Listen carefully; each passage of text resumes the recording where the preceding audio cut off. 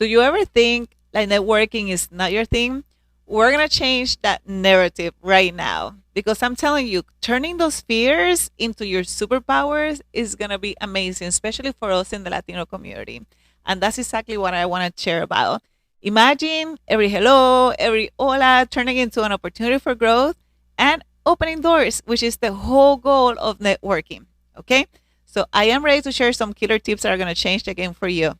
Now, are you ready for it? Let's hang out for the next couple of minutes so we can see how networking can work for us. All right, let's dive into it. Now, before I go into the tips, let me show you what inspired me to do this video. I was having a conversation with one of my coaching clients, and she's right now in the process of going from one industry to the other. She's doing a big, big career change. After spending almost 15, 16 years in one area, now she wants to have an impact in another area. Okay. And then she said, Jenny, I was starting to do some of these networking events, and I went to one. And in the first one, I looked around and I didn't feel like I fitted in. But I still forced myself to go there. And then the worst thing happened. I was in a circle and everybody was joking around and making these jokes. And everybody's like, ha ha ha. And I looked around and I had no clue what they were talking about. So my reaction was, okay, fake it till you make it. And I looked around and I also say, ha ha ha ha ha. And Jenny, I had no clue what they were laughing about. I couldn't understand the lingo. I couldn't understand anything. And I said, what did you do? And she said, well, I left and I'm never coming back. And I said, okay, let's reframe that situation. And I'm telling you, we all have been there. I have been there. I'm sure you have been in some of those networking events where you just don't feel that you fit in. And it's so uncomfortable. But then you start focusing on how uncomfortable it is instead of reframing it a little bit. So I said, okay, so in addition to leaving that, I'll go back now to my client. What else do you do? Well, Jenny, I went back and Google what in the world they were joking around. I'm like, perfect. So that's the first win. Being surrounded by people that are probably like 1, 2, or 3 steps ahead of you is the best thing that you can do. Now, does it feel uncomfortable? Heck yeah. Of course it feels uncomfortable because you are outside of your comfort zone. But guess what happens outside of your comfort zone? Growth. Yes. So she did the best thing she could do. She left and she started Googling or chat GPTing in these days to better understand what was the lingo, right? Because again, these are the people that she wants to work with in the future. You want to be surrounded with. You want to make sure that they are pulling you up. I'm not talking about up a different level, a higher level than another one. No, no. Up towards the next goal, towards that next goal that you want. That is really, really important. And please, if you can write down something or like type it or put it as a screensaver in your phone, proximity is power. I'm going to repeat it because that's how important it is. Proximity is power. And when you feel uncomfortable because you're surrounded by people that, again, are like maybe 1, 2, 3 steps ahead of you, that fear that you have, turn it into a superpower, okay? Because that's whenever you celebrate. And instead of saying, I don't belong here, we're going to reframe that to say, I'm growing. And you are celebrating that. Again, this is the one you want to learn. What is important to them? What are they talking about? What is the lingo that they're using? What are their thoughts, their beliefs? All of that you want to understand because, again, that's the path that you want to be navigating in the future. So networking is key. Proximity is power. Now, the other thing I want to talk about networking is that I think a lot of people have a couple myths and they perhaps overcomplicate it. And they say, oh, I have to meet so many people. And they think it's all about the quantity of people that you want to know. No, it's not about quantity. It's about quality. It's about quality. And the other myth is like, oh, what are people going to think about me? No, it's about connecting. And honestly, instead of you thinking about that it's about you, it's about them. How can you help them? So a lot of people think that, oh, Jenny, for you it's easy because you're always this extroverted person.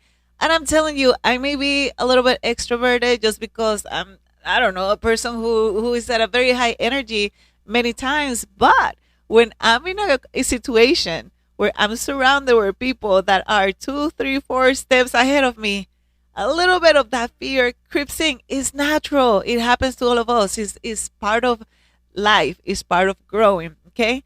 So a lot of that extroverted Jenny kind of, I guess, a little bit like tiny and shy. But then I catch myself, right? I remember to catch yourself. And whenever you catch yourself, okay, wait a second, this is a good thing for me. If I feel a little bit like, ooh, a little bit of fear, is because I'm growing. So this is a good thing for me. So before any networking event, I ask myself three questions, okay? Number one, how can I help these people? And you won't know exactly how until you start meeting these people. So again, the second one is, okay, how can I meet and have meaningful conversations with two or three people? I don't overcomplicate it. I don't go with the whole goal of collecting cards or LinkedIn profiles or anything like it. I don't know if people still have cards. Do they still have business cards? I don't know. But you know what I mean. It's not about that. It's like, hey, connect with two or three people. Ask questions. How can you help them? Sometimes, believe it or not, don't underestimate the things that you have inside of you, your experience, your capabilities, your skills. You never know how you can help these people. Sometimes help is as easy as having an ear for them. And I'm telling you, number three is that there's always at least, if not more, one learning nugget that you want to get out of this whole networking event. Okay. There's a networking. Again, number one, how can you help? What are the connections that you're going to have? Two or three connections, and perhaps you have a meaningful connection that you're going to follow up after that networking event. Yes. And number three, what was the learning? What was the learning that you got out of that night? So whenever you externalize it like that, a lot of the pressure goes out. And I'm telling you, the more and more you do it, the better you get at it. But you know what? For Latinos, even though you may think, oh, this is so difficult, actually, it's a little bit easier. I'm going to tell you why. For Latinos, we thrive around people. Yes, remember, it's all about la familia for us. So these networking events actually may may energize us more than you even think.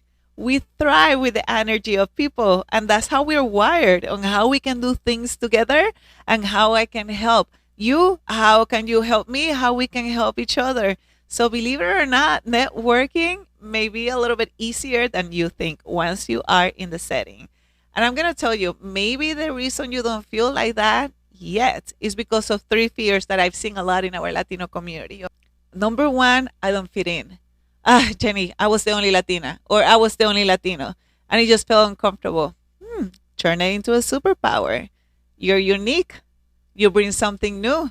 You're going to instantly spark some curiosity. People are going to ask you. They're going to ask about your journey. They're going to ask you about your experiences. Hey, leverage that. And that's how you start getting that conversation going. Number two is the fear of language. You know what? I'm sure whenever you are communicating, you're communicating just fine. Don't strive about having a perfect English. No, strive about how you can make the correct impact, the right impact, the best impact. And honestly, when people have an accent, I don't know if you have experienced the same thing, but they'll say, I hear an accent. Where are you from? And then you can offer a little bit of your story and share. And I'm telling you, that's going to continue to spark more and more questions. And you can be an asset to the conversation. Maybe you can bring a different perspective from your experience, or maybe a different perspective from your background, or a different perspective from what you know about the Latino culture. Maybe you'll have somebody say, hey, maybe you can help me. I have this employee who is a Latino, da da da. And not that people tend to put people in buckets, but sometimes your perspective can help this other person on how to connect with that employee, for example, in a cultural, meaningful, positive way. So don't see the language as a barrier, see it as your superpower. Now you speak two, if not more. I know so many talented people like you that perhaps have even more than two languages. Don't go for perfection. See how you can create the best impact. And number three is the fear of not being taken seriously because of stereotypes or false narratives. This is whenever we have to change the narrative, one person at a time. Do not believe other people's narrative. That's on them. You own your own narrative. And I actually have another video about that, about owning your story, owning your narrative. Same thing goes to you. So I will empower you to continue to be you, be authentic, but be very intentional about the value that you bring in every conversation, every meeting, every setting that you're at. And I'm going to take it a little bit forward. Is that how you say it in English? I think so. I've seen many companies who do this, who do this, who does this, who do this. Oh my goodness, my English is failing me right now. But you know what? I'm not going for perfection. I'm going for the message. So I've seen so many companies that do this brilliantly. And they highlight Latino talent, they highlight the projects, their science work that they do, the accomplishments, not just for Hispanic Heritage Month, because we are a year long asset, not just a month highlight. You can quote that. But for this is how we are part of the change that we want to see. We need to change the narrative. We need to be informed about the amazing impact that we're providing in this country, in this economy, on the achievements, and continue to voice that one person at a time. So let's change the narrative and those stereotypes that are out there, because that is not us. Now let's bring it all back together. Number one, don't overcomplicate networking. It's all about how you can provide the best value and how you're intentional about making those meaningful conversations, meaningful connections that are going to help you grow and open doors for you. Don't get intimidated by them, because proximity is power. And whenever you're surrounded by people that are 1, 2, 3 steps ahead of you, closer to that goal that you want to be, that is powerful. And celebrate that feeling of being outside of your comfort zone, because that means growth. Yes. And then let's turn those fears that we have inside our head into our superpowers and be agents of change. Alrighty, if this is something that really resonated with you, make sure you put some comments there so I know that I am helping you. Make sure you tag your friends, make sure you subscribe, and you share this content, because juntos somos más fuertes, okay? I will see you on the next video. Thank you for watching. Now this is it. Blah, blah, blah, blah, blah, blah. I forgot. Our ring sounds kind of funny. Blah, blah, blah, blah. We just talked about. Okay, joke aside, please subscribe. That's how we can continue to grow, and I know how I can best help you.